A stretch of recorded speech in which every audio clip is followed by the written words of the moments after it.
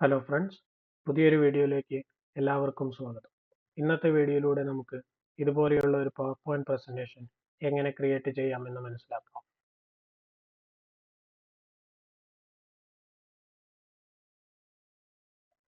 നമുക്ക് പുതിയൊരു slide add ചെയ്ത് അതിലേക്ക് ആവശ്യമായിട്ടുള്ള ഒരു ഇമേജ് ആഡ് ചെയ്യാം.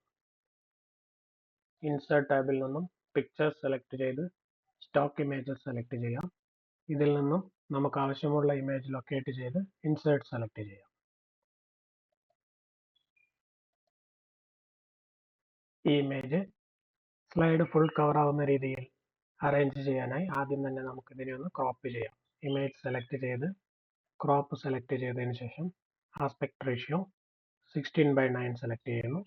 നമുക്ക് ഇഷ്ടമുള്ള ഭാഗം ഇതിൽ വരത്തക്ക രീതിയിൽ ഒന്ന് അറേഞ്ച് ചെയ്ത് വീണ്ടും ക്രോപ്പ് സെലക്ട് ചെയ്യുക. ഇതിനെ സ്ലൈഡ് ഫുൾ കവർ ആവുന്ന രീതിയിൽ അറേഞ്ച് ചെയ്യാം. ഇനി ഇതിലേക്ക് നമുക്ക് ആവശ്യമുള്ള ഒരു ടെക്സ്റ്റ് ആഡ് ചെയ്യാം.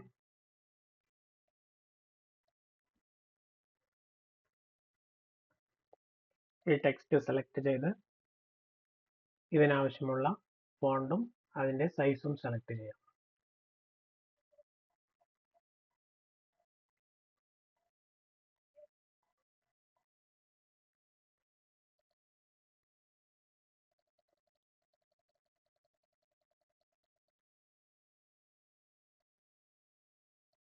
ഇനി ഇതിലേക്ക് നമുക്ക് ഏതെങ്കിലും ഒരു ഷേപ്പ് സെലക്ട് ചെയ്ത് അതിലേക്ക് ഒന്ന് ആഡ് ചെയ്യാം.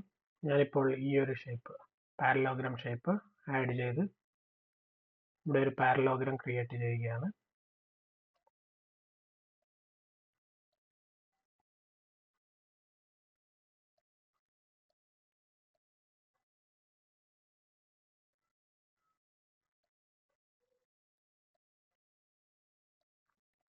ഈ ഒരു രീതിയിൽ ഇതിനെ അറേഞ്ച് ചെയ്തതിനു ശേഷം ഈ പാരലോഗ്രാം സെലക്ട് ചെയ്ത് കൺട്രോൾ കീ ഉപയോഗിച്ചുകൊണ്ട് ഈ ടെക്സ്റ്റും സെലക്ട് ചെയ്യുന്നു.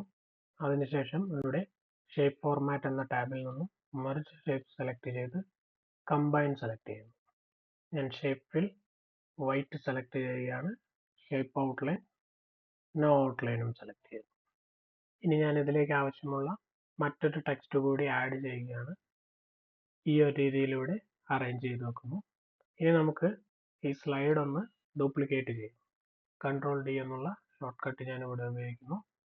അതിനുശേഷം ആദ്യത്തെ സ്ലൈഡിൽ ഈ ടെക്സ്റ്റ് സെലക്ട് ചെയ്ത് ഇതുപോലെ സ്ലൈഡ് ഏരിയയ്ക്ക് പുറത്തായി മൂവ് ചെയ്ത് വെക്കുന്നു. അതുപോലെ തന്നെ ഈ ഒരു ഷേപ്പും സെലക്ട് ചെയ്ത് ഞാൻ സ്ലൈഡ് ഏരിയയ്ക്ക് പുറത്ത് വലതുവശത്തായി അറേഞ്ച് ചെയ്ത് വെക്കും.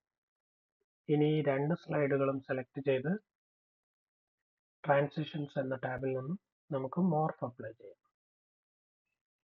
ഇനി നമുക്ക് നമ്മുടെ ഫൈനൽ ഔട്ട്പുട്ട് ഒന്ന് കണ്ടു നോക്കാം. സോ ആദ്യത്തെ സ്ലൈഡ് രണ്ടാമത്തെ സ്ലൈഡിലേക്ക് വളരെ മനോഹരമായി നമ്മുടെ ടെക്സ്റ്റുകൾ ഓരോ സൈഡിൽ നിന്നും വളരെ മനോഹരമായി തന്നെ അനിമേറ്റ് ആയി വരുന്നതായിട്ട് കാണാം.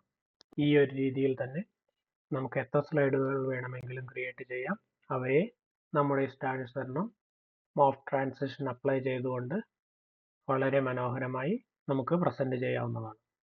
ഈ വീഡിയോ നിങ്ങൾക്ക് എല്ലാവർക്കും ഇഷ്ടമായി എന്ന് വിചാരിക്കുന്നു. തുടർന്നും ഇതുപോലുള്ള വീഡിയോസ് ലഭിക്കുന്നതിനായി ഈ ചാനൽ ലൈക്ക് ചെയ്യുക, ഷെയർ ചെയ്യുക, സബ്സ്ക്രൈബ് ചെയ്യുക. മറ്റൊരു വീഡിയോയുമായി വീണ്ടും കാണാം. Thank you.